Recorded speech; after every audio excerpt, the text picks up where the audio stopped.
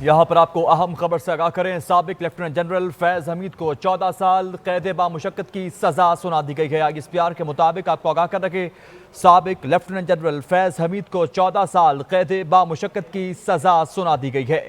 اہم ترین خبر سامنے رکھی، فیض حمید سیاسی سرگرمی میں ملوث رکھے، آفیشیل سیکرٹ ایکٹ کی خلاف ورزی ان کی جانب سے قرار پائی۔ سابق لیفٹیننٹ جنرل فیض حمید سیاسی سرگرمی میں ملوث رہنے کے باعث انہیں 14 سال کی قید بامشقت سزا سنا دی گئی ہے۔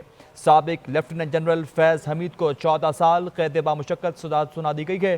آئی ایس پی آر کے مطابق اس بات کی تصدیق بھی کر دی گئی۔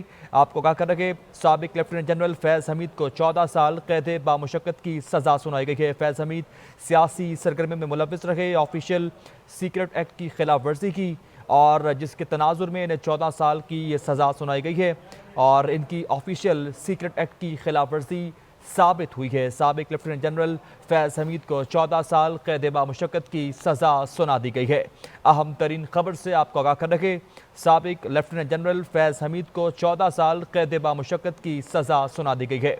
اسی اہم موضوع پر کچھ مزید گفتگو کر لیتے ہیں۔ ہمیں جوائن کیا ہے سینئر انالسٹ جناب حنیف قمر صاحب نے۔ حنیف صاحب بہت شکریہ آپ کا قیمتی وقت کا۔ حنیف صاحب کہیے گا، ایک بڑا اہم فیصلہ سامنے آیا ہے، 14 سال کی قید بامشقت سزا سنا دی گئی ہے فیض حمید صاحب کو، کیا کہیں گے؟